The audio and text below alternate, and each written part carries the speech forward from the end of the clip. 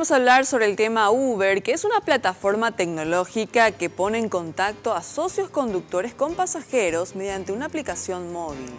Lo primero que se necesita es descargar la aplicación en un teléfono inteligente y registrarse con todos los datos que te solicite el sistema.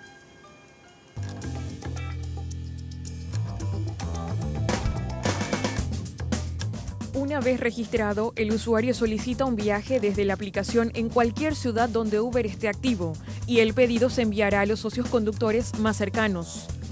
Cuando un conductor acepte tu solicitud de viaje, podrás consultar en la aplicación el tiempo estimado de llegada de tu conductor.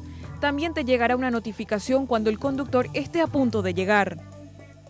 Al solicitar un viaje, la aplicación te enviará el nombre del conductor, el tipo de vehículo, número de chapa y la calificación que recibió de otros viajes, para que puedas reconocerlo sin problemas. El precio del viaje se calcula automáticamente y se te cobra a través del método de pago vinculado a tu cuenta de Uber. En determinadas ciudades, Uber te permitirá pagar con dinero en efectivo, en otras solo con tarjetas de crédito.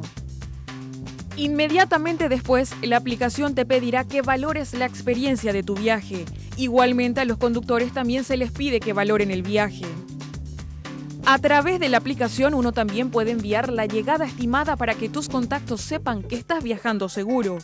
Además, permite compartir el costo del viaje con tus contactos que usan Uber. Se puede dividir el costo con todas las personas en el auto y finalmente el sistema te da la posibilidad de verificar el costo antes de salir. Solo se debe ingresar un destino para obtener una estimación del costo del viaje. Uber opera en más de 600 ciudades en el mundo.